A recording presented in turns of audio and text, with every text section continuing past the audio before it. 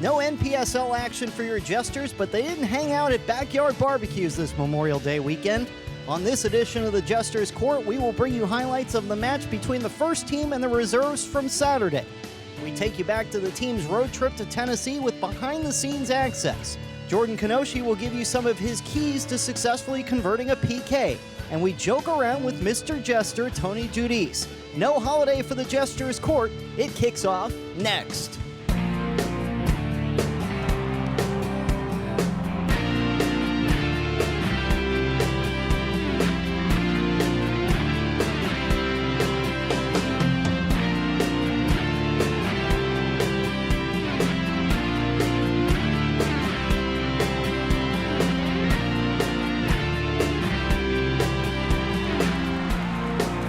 The Jesters Court is back at Buffalo Wild Wings in Metairie, the perfect spot to catch all of the Copa America action this month. And if you're having watch parties at home, they've got you covered there too. Just order at buffalowildwings.com and pick up at your nearest location. And we welcome you inside for the latest edition of the Jesters Court. Paul Boron along with head coach Kenny Farrell.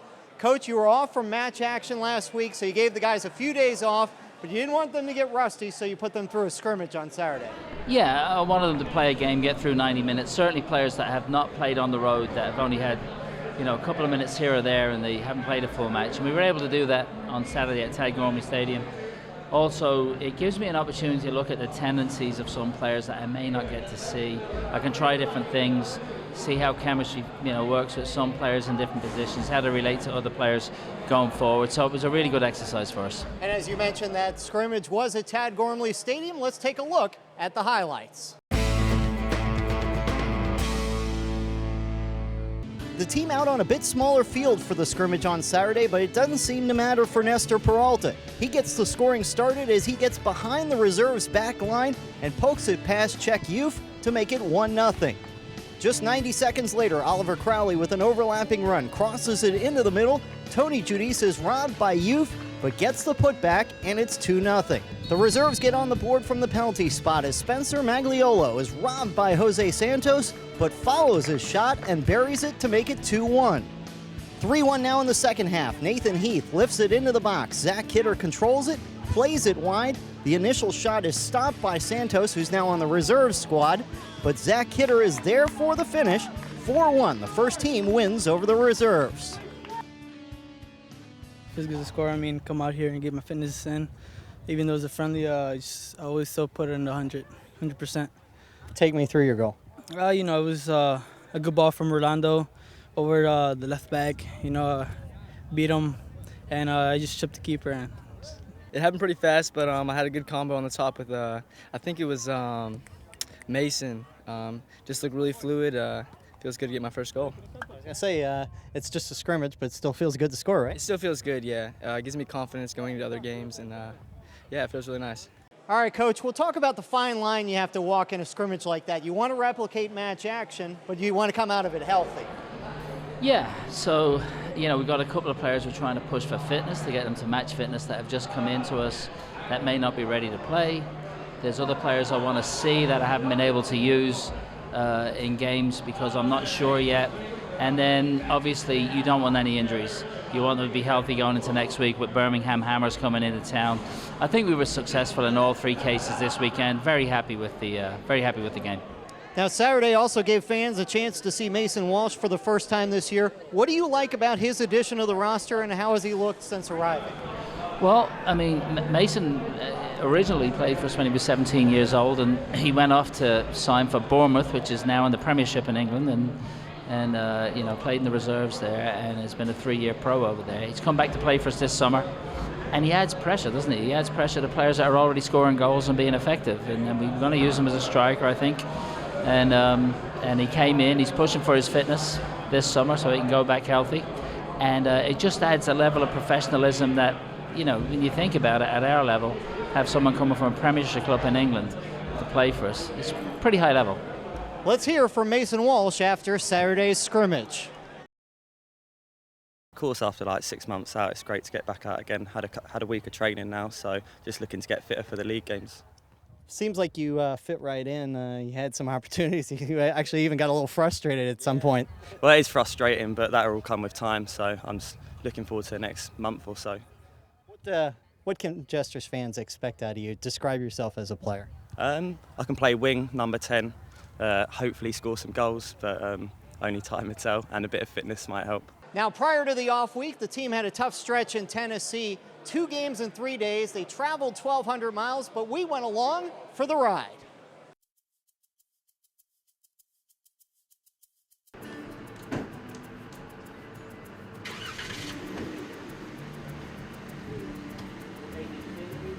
When the game is very wide and the ball's coming at us from the left-hand side, I'm not worried that they have a player standing on the sideline, on the other side of the field, half a mile away. I don't want those gaps where they can play balls through channels to get in behind us. You ready to go?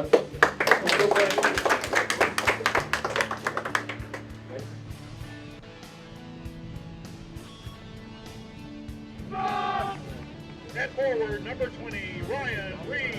The New Orleans Jesters, our coach.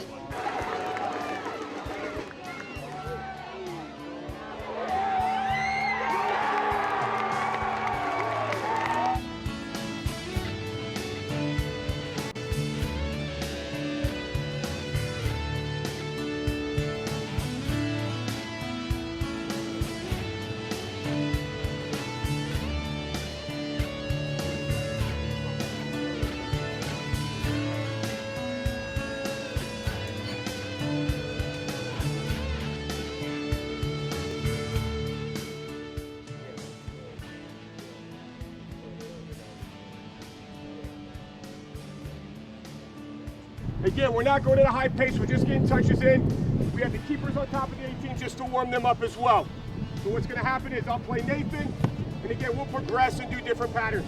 You come out here on a game day. What are you trying to accomplish? Obviously, you just did it in about 20 minutes, but what do you accomplish? No, I think it's the mindset of the players going into the match. That's a big aspect, making sure the players are ready to play, making sure we understand, or excuse me, they understand the tactics that we're trying to get across, and obviously making sure, using this as a pregame, that we're just setting the foundations and the guidelines of prepping for tonight. So when we go out, we got to make sure that we're looking at the right things to do. It's very easy to get sidetracked, lay in bed too long, things like that. So it's important for us to get out, stretch, and do what we need to do to keep your mind focused on the game.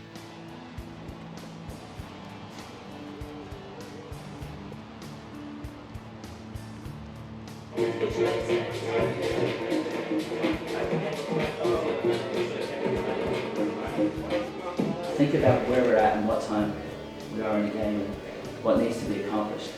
Because the win is most important.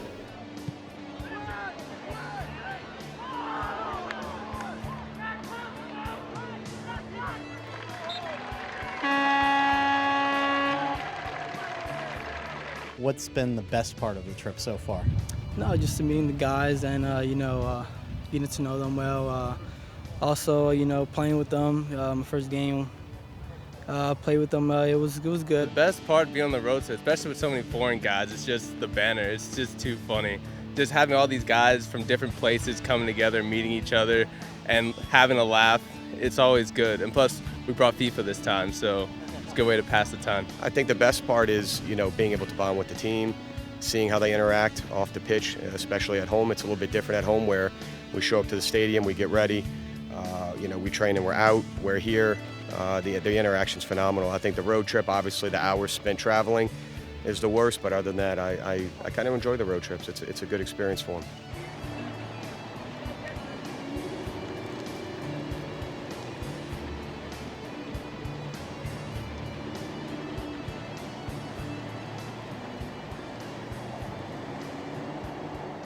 The good news for the Jesters, 4 of their next 5 matches are at home. The lone exception next Tuesday's second leg of the Louisiana Cup in Shreveport. Now we're just getting started on this edition of the Jesters Court. We will go back out on that road trip when we come back and look at 2 plays from that Memphis game that were well executed, but unfortunately didn't end up in game-winning goals. And we'll get a training tip from Jordan Kenoshi, who scored on the first stop of that roadie. That and more when we continue.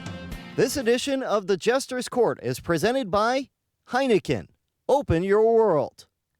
By Rockin' Bowl. Also by Vincent Guard Service. Experience has no substitute. And by Buffalo Wild Wings. Wings, beer, sports. I wasn't born in America, and arriving here wasn't easy for me.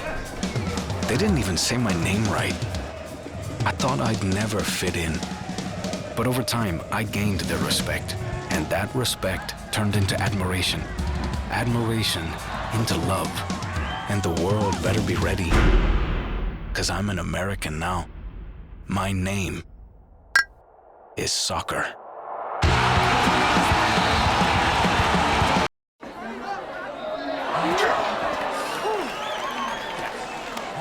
Big plays, baby, big plays.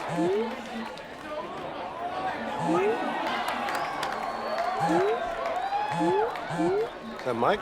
Yeah, he lost his wall or something. He's on his way. Classic Mike. The B-Dubs Fast Break Lunch Menu. Fast, affordable lunches with a side of serious sports action. Dine in or take out. Weekdays from 11 a.m. to 2 p.m.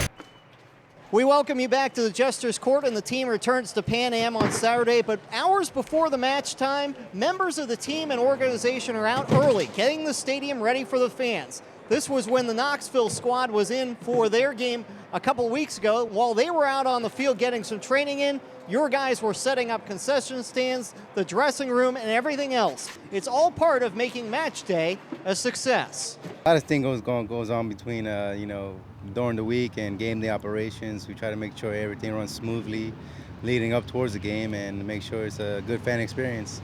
Take me through what you typically do on a Saturday for, say, a 7 o'clock kickoff. Typically, we start around 6, 7 in the morning. We brief ourselves on what needs to get done, what we need to order, need to pick up, and then we make our runs and organize it once we get here. We start planning 3 days prior. We have a meeting, discuss how many people we need in the stadium, people to do what. But the big one is when we come here on a Saturday morning, and then we have to set up the concession stand, put the beers up, the cool drinks, order the food, make sure the VIP tent is set up, the ticket booth and everything. It's a lot of hard work, and then when people come here, everything must be set up properly. So people come into the stadium and they have no idea that you guys have been basically working for, 10 hours almost before the game even starts? Oh yes, they have no idea. Like even during the game, like there's a lot of running around that small things that has to be done.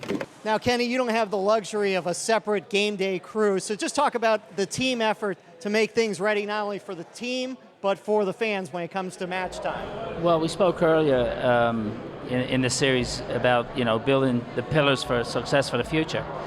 But the level that we're at right now, it takes everybody with the right attitude, the right approach, and desiring the right outcome to get involved. So that includes volunteers, academy staff, even players digging in and making sure that Saturday night's game is a great experience for everybody.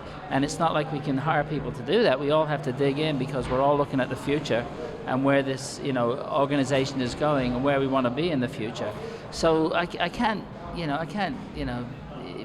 say enough about the guys that come in and help us get it done behind the scenes. If you knew how many people are involved in that, how many volunteer hours, how many people are not paid for that, but they want the future of soccer in this town to be so big that they know that we're building the foundation right now. I can't thank them enough. And they'll be back at it on Saturday for our next home match against Birmingham. Now, before Saturday's home match, the team was out on the road, and we're going to look at a couple plays from that road trip. It's the Coach's Breakdown presented by Heineken. And, Coach, you saved the guys' legs early in the match so you can push forward later in the match, and it gave you a couple of opportunities in the final 15 minutes. Yeah, we were waiting for them to get frustrated. It was still 0-0. And it looked like around the 75th minute they were starting to get frustrated, and we started to open the game up, look a little bit longer. And as you see in this situation, Kenoshi goes after. It's 1v1. I feel the defender makes a mistake. Instead of putting the ball out in that situation, he tries to keep it in. Kenoshi steals it. He's in his perfect situation coming in. He tries to bend it in the top corner. We've seen him do that in training many times. Keeper makes a good save, but as Maurice comes in, he really should have finished it, and with a one touch and puts it past the post. That opportunity probably should have turned us into a 1-0 victory. And there is where the defender could have just played it out right there. Instead, he tried to make a play, and Jordan, great individual effort. Yeah, so what happens is they get frustrated. They're at home, it's 0-0. They need to win the game. And instead of just putting the ball over the sideline, tries to keep it. Kenoshi steals it, which we know he can. And keeper makes a good save. But as it drops to Maurice, he puts it past the post, and really that should have been a winner. So one great chance there, and 2 minutes later, another great chance for Jordan Kenoshi. Yeah, very unfortunate. He does everything right. We won the ball in midfield. We looked a little bit longer because we knew they were taking more risk with their players. As we said, they were getting frustrated. And look, a very quick free kick. No time for them to get organised defensively. And goes wide to Rolando, who's been excellent so far. Keeps the ball away from the defender. And you see we start to make a penetrating run into the space behind. Mason makes a run. Rolando gets turned, puts a beautiful ball into him. This is what Maurice is very good at. He hits an excellent cross, and it goes behind the defenders, and this is really perfect. Kenoshi goes up, and you can see all the defenders coming one way, and he goes up in the air, he heads it well, he heads it down, he heads it back to where it came from, where the defenders can't defend it, neither the goalkeeper, but unfortunately ends up on the top of the bar. So a bit unlucky for Jordan Kenoshi there, but he did score earlier in the trip in Nashville in a place that he seems like he's getting very comfortable, the penalty spot. And that's the subject of this week's training tip presented by Rock and Bowl and Ye Old College Inn. I'm Jordan Kenoshi, I'm a striker, and today I'm going to teach you how to take a penalty.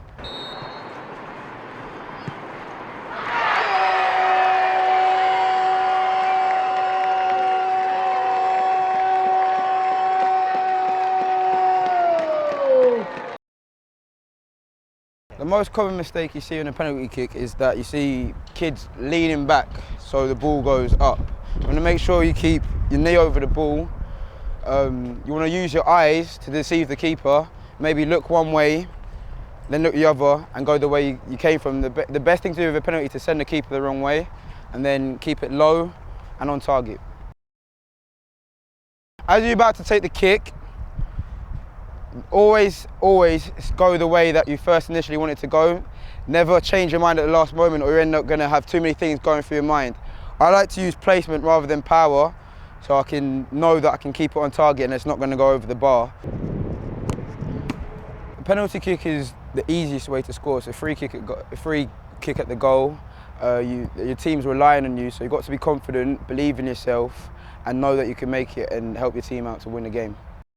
Thanks, Jordan. And when we return, we're going to talk all things soccer with Coach Farrell. It's Ask the Coach when we return to Buffalo Wild Wings here on CST. You got to prove yourself to make it in America. It doesn't matter where you came from.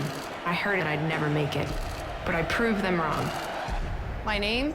You can call me Soccer.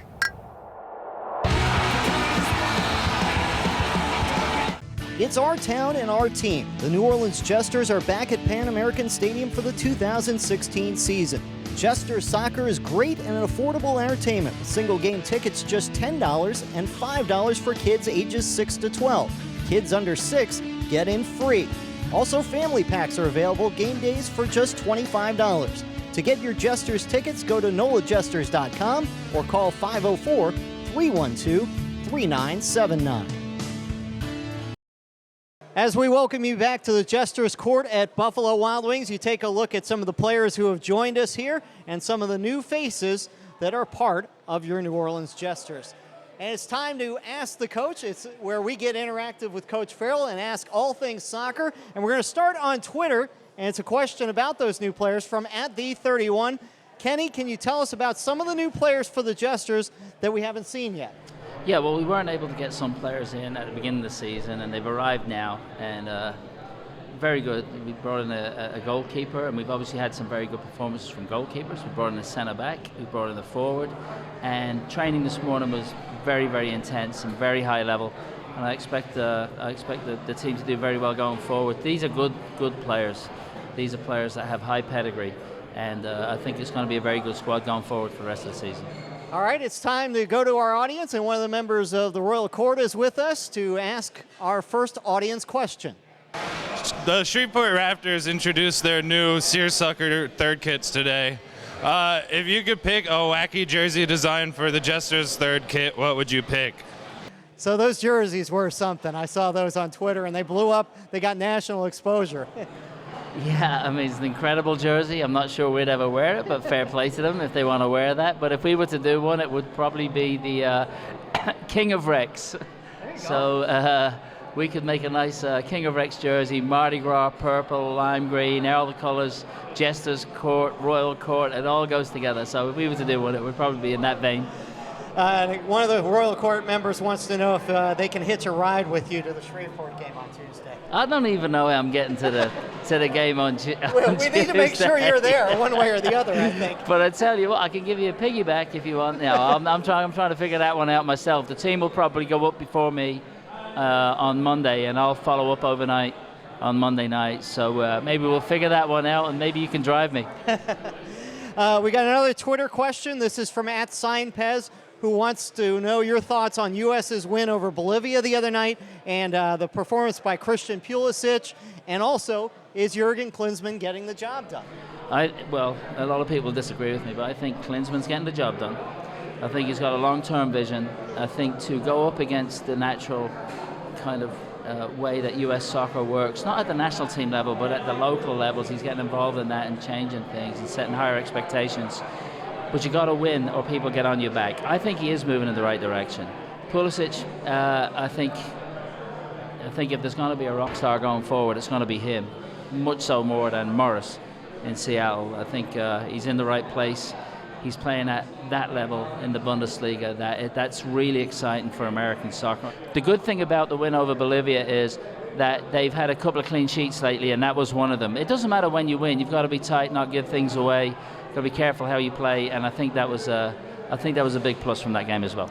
So we've got another question from the Royal Court, and I think it's sort of U.S. related, although not quite. All right, Coach. Who wears their hair better, Zardes or Kenoshi? Two outstanding hairstyles, Jordan and Zardes. Who's your pick? Well, I've got to pick my own player on this one. Although I think Zardes spends a bit more money on his haircuts than Kenoshi does.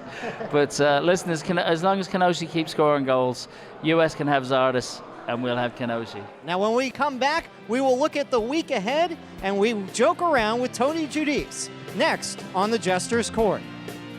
You gotta prove yourself to make it in America. Doesn't matter where you came from. I heard that I'd never make it, but I proved them wrong. My name? You can call me Soccer.